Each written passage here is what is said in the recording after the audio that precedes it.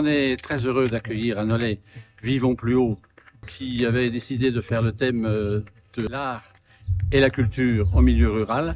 Donc c'est Nolay qui a été choisi parce que depuis 20 ans, nous organisons des biennales de sculpture. Il faut absolument que nous, les petites communes, on fasse en sorte que la culture arrive chez nous, c'est important.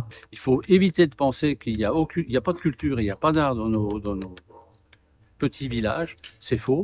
On fait tout ce qu'il faut pour qu'il y en ait et on continuera de développer, d'aider les artistes qui sont dans notre territoire.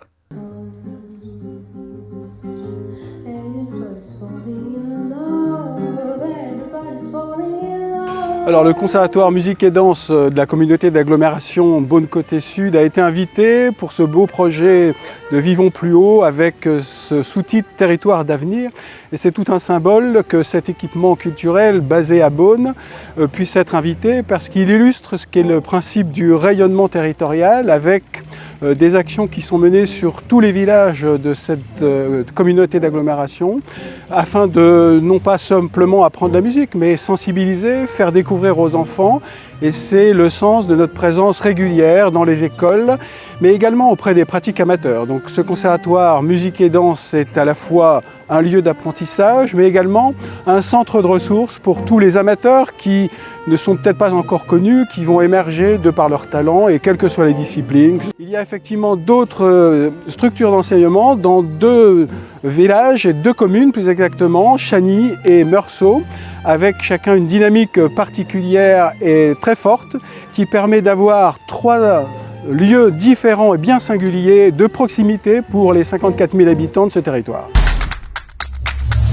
L'école des Beaux-Arts de Beaune dépend de la communauté d'agglomération Beaune-Côté-Sud. Depuis déjà pas mal d'années, l'école était désireuse en fait, de pouvoir se déplacer.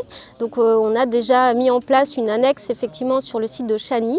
Et puis a été développé il y a 10 ans des ateliers itinérants nommés hors d'œuvre. C'est un atelier de sensibilisation à l'art contemporain en milieu rural.